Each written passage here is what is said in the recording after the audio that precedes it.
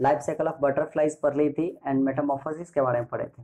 आज हम लोग वही मेटामॉर्फोसिस पढ़ेंगे फ्रॉग में।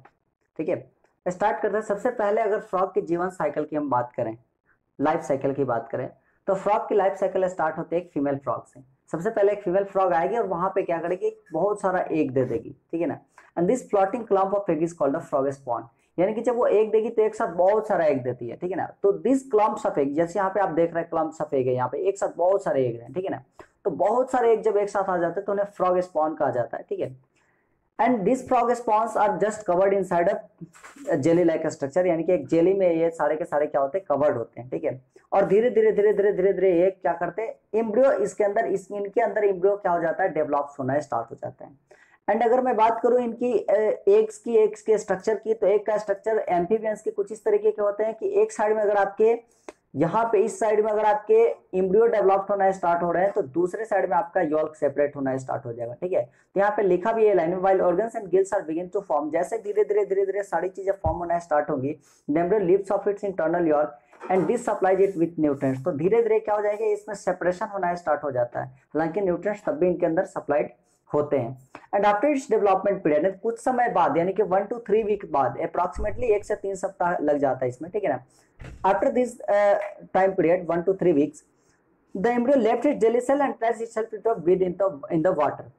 धीरे धीरे क्या होता है कि जो एम्ब्रियो होता है अपने जेली सेल को छोड़ देता है। ठीक है, और एम्ब्रियो जेली सेल को छोड़ने के बाद एक वीड से, किसी भी वीड से ये क्या कर लेता है, अटैच कर लेता है। यानी कि मैं बात करूं कि ये जो एग्स होंगे, एग्स किसी वीड के आसपास होंगे और धीरे धीरे वो निकल करके वहां से जो आपका एम्ब्रियो स्ट्रक्चर होगा, धीरे धीरे वहां से निकलने के बाद वो क्या हो जाएगा कि वीड से अटैच्ड हो जाते हैं एंड वहां से सीधे का सीधा आपका एक टेडपोल का क्रिएट हो जाता है, क्रिएशन हो जाता है। ठीक है, मतलब बहुत जल्दी वहां से एक टेडपोल निकल करके बाहर आ जाता है। ठीक है, चलिए उसके बाद the tadpole grows with a weed until it's big enough to break free into the water.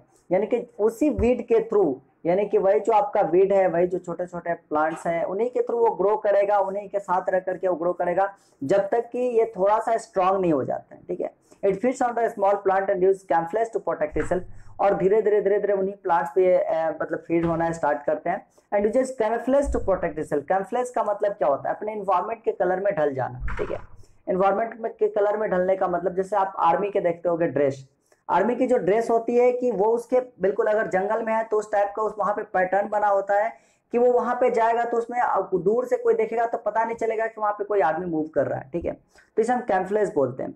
To protect itself, तो जो यॉन्ग फ्रॉग होता है यानी कि जो टेडपोल्स होता है, टेडपोल्स उतना ज्यादा स्ट्रांग नहीं होता, तो कैम्फ्लेज का यूज करता है अपने आप को प्रोटेक्ट करने के लिए। मैं आपको कैम्फ्लेज की एक सर्च मार के दिखा देता हूँ। ठीक है ना, तो आपको थोड़ा सा ज्यादा क्लियर हो जाएगा।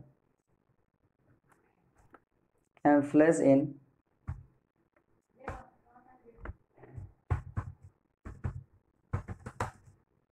इन फ्रॉग्स, जैसे मैं आपको दिखाता हूँ, यहाँ पे कैम्फ्लेज की बहुत सारी इमेजेस आएंगी जिसमें आप क्लियरली इस चीज़ को समझ पाओगे शायद। ठीक है, आ रही है, एक मिनट, थोड़ा सा नेट स्लो है, आप देख सकते हो इस चीज़ को इजीली। जैसे मैं आपको यहाँ पे इस पिक्चर में दिखाना चाहता हूँ, जैसे आप इस पिक्चर में देखिए, यहाँ पे जो फ्रॉग है और उसका जो बैकग्राउंड है, दोनों को देखिए, उसका जो कलर बिल्कुल उसके बैकग्राउंड में समाया हुआ, यानी कि दूर से कोई देखेगा, जब तक उसके पास में आएगा उसे पता ही नहीं चलेगा कि वहां पे फ्रॉग है। इसे हम लोग कैम्फ्लेज बोलते हैं कि अपने सराउंडिंग्स के कलर को अडेप्ट कर लेना। जैसे आप इस फ्रॉग को देखिए, पता ही नहीं चल रहा, वो अपने सराउंडिंग के कलर को अडेप्ट किए हुए।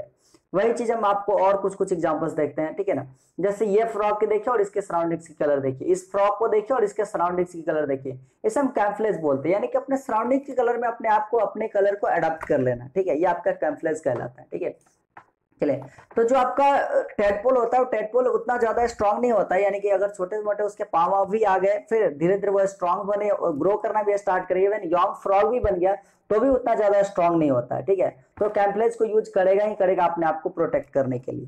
ठीक है, after 5 weeks in the tadpole hind legs begin to grow, 5 week के बाद, लगभग लगभग 5 सप्ताह के बाद हिंड लेग्स ग्रो होना स्टार्ट कर जाते हैं, यानी कि टेडपोल जो यहाँ पे दिख रहे हो, टेडपोल विथ लेग्स, यानी कि लेग्स का मतलब यहाँ पे फ्रंट लेग्स आते हैं। ठीक है, उसके बाद यहाँ पे हिंड लेग ग्रो करना स्टार्ट कर जाते हैं धीरे धीरे धीरे धीरे धीरे धीरे। ठीक है ना, hind legs begin to grow which are soon followed by the four legs, ठीक है, धीरे धीरे उसके अंदर फोर लेग्स भी आ जाते हैं। सबसे पहले आपका हिंड लेग आएगा, पीछे वाला लेग आएगा, फिर उसके बाद आपका फोर लेग्स आ जाता है। The tail become smaller till it finally vanishes, धीरे धीरे ये जो टेल होता है ये टेल भी आपका छोटा होने जाता है जब तक कि, और लास्ट में क्या हो जाए मतलब जब तक कि ये खत्म ना हो जाए, वेनिसेस का मतलब खत्म हो जाना। जैसे इस फ्रॉग को देखिए यहाँ पे टेल नहीं है और यहाँ पे आपको टेल देखने को मिलेगा, यहाँ पे आपको टेल देखने को मिलेगा।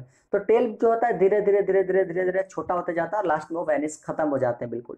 लंग्स बिगिन टू डेवलप, और धीरे धीरे उसके अंदर लंग्स भी आ जाते हैं, preparing the frog for its life on land. और धीरे धीरे जब लंग्स आ जाता है तो अब वो फ्रॉग क्या करेगा, लैंड पर भी अपने जीवन को जी सकता है, क्योंकि फ्रॉग आ जाएगा तो लैंड पर भी वो क्या कर सकता है, रेस्पिरेशन कर सकता है, गैसेस एक्सचेंजेस कर सकते हैं, तो लैंड पर भी वो जी सकता है। तो मतलब एक्चुअली अगर हम बात करें कि एम्फीबियंस की लाइफ स्टेज उन्हें लंग्स आने के बाद ही स्टार्ट होती है, क्योंकि लंग्स आने के बाद ही वो जमीन पर और पानी के अंदर दोनों में रह सकते हैं, ठीक है। तो एम्फीबियंस उन्हें लंग आने के बाद ही हम लोग कह सकते हैं। Finally, a fully developed frog with the lungs and the leg hops comes out from the water. और धीरे धीरे आपका क्या हो जाता है कि कुछ समय बाद, यानी कि आपका लगभग एक सप्ताह और या फिर 3-4 दिन के बाद ही कभी क्या हो जाता है, डिपेंड करता है कि उसे कितना न्यूट्रिएंट्स वगैरह मिल रहा है फाइनली उसके इन्वायरमेंट से, ठीक है। तो कुछ समय बाद आपका क्या हो जाता है, जो आपका यंग फ्रॉग है धीरे धीरे आपका एक एडल्ट फ्रॉग में क्या हो जाता है, चेंज हो जाता है, जो कि कंप्लीटली ग्रोन फ्रॉग होता है और वो एक एम्फीबियंस होता है, यानी कि अब उसके पास लंग्स भी डेवलप हो चुके हैं, अब वो पानी में भी रह सकता है एंड वो लैंड पर भी रह सकता है, ठीक है। चलिए अब हम बात करते हैं कुछ क्रिएचर्स की और की जिनके लाइफ साइकिल ऑफ इंसेक्ट्स की बात करते हैं। तो अगर इंसेक्ट्स की बात करेंगे तो insects such as the dragonflies, grasshoppers, cockroach हो गए, ये सारे इंसेक्ट्स के 3 लाइफ स्टेज, यानी कि इनके मतलब लाइफ साइकिल में 3 स्टेजेस आएंगे, ठीक है। 3 स्टेज कौन कौन होंगे, तो सबसे पहले एक से ये भी स्टार्ट करेंगे। एक होने के बाद इनका यंग स्टेज आता है, ठीक है। यंग स्टेज जो इनका होता है हम लोग इसे निम्फ बोलते हैं, ठीक है। ये जो यंग स्टेज है उन्हें हम लोग निम्फ बोल रहे हैं, ठीक है। तो एक is an unborn stage, unborn stage होता है, यानी कि एक सबसे पहले एक के अंदर तो इनके सेल वगैरह आना स्टार्ट हो जाएंगे, एंड आफ्टर दैट जो इनका यंग स्टेज होगा, यंग स्टेज आपका निम्फ कहलाता है। और ऐसे स्टेज में क्या होता है, this is when the most of the feeding is done, और इसी स्टेज में सबसे ज्यादा इन्हें फीडिंग करवाया जाता है, और सबसे ज्यादा फीडिंग की इवन जरूरत भी होती है इन्हें इसी स्टेज में, ठीक है। एंड एडल्ट और final breeding stage including the wings, और धीरे धीरे वहां से कुछ समय बाद आपका एक एडल्ट स्टेज आ जाता है। एडल्ट स्टेज की एक खासियत होती है कि यहाँ पे विंग्स भी आ जाते हैं और वो अपना भोजन वगैरह खुद से कर सकता है, उसे किसी चीज की सपोर्ट की जरूरत नहीं पड़ती, ठीक है। अब बात करते हैं कुछ मैमल्स की, मैमल्स वगैरह भी हैं, animal that give birth to the babies, ठीक है। वैसे एनिमल्स को हम लोग मैमल्स बोलते हैं। तो babies are the babies of most mammals such as the cow, sheep, goat, cat, dog, elephant and the giraffe, कोई भी चीज हो, ठीक है। बेबीज जो होते हैं वैसे एनिमल्स जो कि बेबीज को जन्म देते हैं, वो उस एनिमल्स में क्या होता है कि उनका जो बेबीज होता है सबसे पहले मदर के अंदर ही, ठीक है ना, यानी कि उनके वॉर्म के अंदर ही, उनके पेट के अंदर ही क्या होगा कि वो बेबीज ग्रो करना स्टार्ट करेगा, ठीक है। और जब वो रेडी टू बर्न हो जाएगा, धीरे धीरे जब वो पूरा हाथ, पैर, मुंह, नाक सारा चीज आ जाएंगे तो फिर वो वहां से बर्न लेते हैं।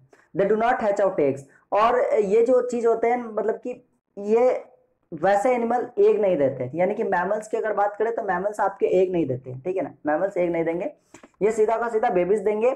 यानी कि सारा डेवलपमेंट जो यहाँ पे एग के अंदर एम्ब्रियो का स्टेज हो रहा था, सारा का सारा डेवलपमेंट हो रहा था, वो मदर वर्म के अंदर ही सारी चीजों की डेवलपमेंट होगी, ठीक है। And even after the birth के बाद भी बहुत दिनों तक, ठीक है, जब तक कि वो एबल नहीं हो जाता है कि बाहर की सारी चीजों को खा सके, फूड को खा सके। इवन आप एनिमल्स मतलब ह्यूमंस में भी देखे होंगे कि एक छोटा सा बच्चा जब घर में जन्म लेता है तो उसे सबसे पहले माँ का दूध पिलाया जाता है, ठीक है। तो ऐसे एनिमल्स में भी होता है, बछड़ा है, कोई भी चीज है तो सबसे पहले उसे माँ का दूध पिलाया जाएगा, जब तक कि वो क्या हो सके, अदर फूड खाने के लिए कैपेबल ना हो पाए, एबल ना हो पाए, ठीक है। तब तक उन्हें क्या किया जाता है, मदर्स मिल्क ही दिया जाता है, ठीक है। अब हम बात करें कि ह्यूमंस बीइंग में, तो ह्यूमंस में भी लगभग 6 महीने के लिए माँ का ही दूध दिया जाता है, ठीक है। Protection of eggs and babies की बात करें तो बेबीज देखिए सबके लिए प्यारा होता है, एक माँ के लिए उसका बेटा सबसे ज्यादा प्यारा होता है, ठीक है। तो वो उसे प्रोटेक्शन देती है, हमेशा हर समय उसे प्रोटेक्शन देती है। तो animal nurture and care for their eggs and the babies, चाहे वो एग हो या बेबीज हो, दोनों के एनिमल केयर करते हैं, चाहे वो अंडा दे या फिर बेबीज दे, दोनों समय उन्हें केयर करना उनका काम है। Turtle lays hundreds of eggs at night and buries them in the sand. Turtle की एक बात करें तो टर्टल क्या करता है, रात में हंड्रेड्स ऑफ एग्स देते हैं और धीरे धीरे उन्हें क्या करते हैं, जमीन के अंदर, यहाँ पे देखिए क्या कर रहा है, जमीन के अंदर ढक देना, गाड़ देना कहते हैं हम लोग उसको, ठीक है। Buries them under the sand, sand के अंदर क्या करते हैं, ढक देते हैं। स्नेक की बात करते हैं तो स्नेक में आप सांप के दे देखो, अगर सांप यहाँ पे अगर अंडा दे दिया तो धीरे धीरे बिल्कुल क्वाइल्ड कर लेता अपने आप को, यहाँ पे ऐसे फोक बना देगा, ठीक है, कोई भी आएगा तो उसको वो डस लेगा, ठीक है, ऐसा चीज होता है सांप। तो सांप भी अपने बेबीज को इस तरीके से अपने एग को प्रोटेक्ट करता है। अगर मेल सी हॉर्स की बात करें, male seahorse uses this pouch to store the egg and looks after them until they hatch. Male seahorse की बात करते हैं, बिल्कुल कंगारूज की तरह मेल सी हॉर्स भी, उनके पास पाउच होते हैं। मैं आपको मेल सी हॉर्स की दिखा देता हूँ आपको पिक्चर, एक मिनट वेट कीजिए। जैसे आपका सर्च हो रहा है मेल सी हॉर्स का, देखिए यहाँ पे मेल सी हॉर्स के पिक्चर्स यहाँ पे आपको दिख रहे हैं, ठीक है ना। ये देखिए, तो मेल सी हॉर्स के पास भी क्या होता है, पाउच होता है, बिल्कुल कंगारू की तरह पाउच होता है। और ये भी अपने बेबीज को क्या कर सकते हैं कि उस पाउच के अंदर कैरी कर सकते हैं, और वो तब तक कैरी कर सकते हैं जब तक वो बेबीज क्या हो जाता है, ग्रो नहीं हो जाता है, वो कैपेबल नहीं हो जाता है सारी चीजों के लिए, ठीक है। ओके, अब बात करते हैं कि fish lays lots of egg close to the water plant to hide them. अगर एक फिश की बात करें तो फिश अपना एग किसी वाटर प्लांट के अगल बगल में देती है, कोई प्लांट है तो उसके अगल बगल में फिश अपना एग्स देती है, ठीक है। उससे क्या होगा कि वो उससे छिप जाता है एग, ठीक है। Some fish keep their young in their mouth, कुछ कुछ फिश जो होती है अपने यॉन्ग को अपने माउथ में ही रखती है। A cow protect its young with its horn, गाय के पास सींग होती है, ठीक है, तो वो भी अपने यॉन्ग को, यानी कि छोटे बछरू उछरू होता है तो उसे भी वो क्या करती है, प्रोटेक्ट करती है। जो भी आता है उसके पास वो सींग से क्या करती है, उस पर हमला करती है, ठीक है, जो भी लोग वगैरह आते हैं हम लोग, ठीक है। अब बात करते हैं कैट्स की, तो कैट्स को भी आप देखे हुए कि cats attack with their claws to move their kittens to the safer place if the kittens are disturbed. अगर मान लेते हैं कि कैट के किटन को आप डिस्टर्ब करते हो तो वो क्या करती है कि वो उन्हें एक सेफर प्लेस पे ले जाती है, और उन्हें ले जाते वक्त अगर आप उन्हें डिस्टर्ब करोगे तो फिर वो क्या करेगी, कैट आप पे अटैक कर सकती है अपने क्लॉज से, ठीक है। कंगारूज की बात करें तो कंगारूज में आपको पता है कि कंगारूज के पास पाउच होता है, और उसी पाउच में वो क्या करता है, होल्ड करके रखता है अपने बच्चे को, ठीक है।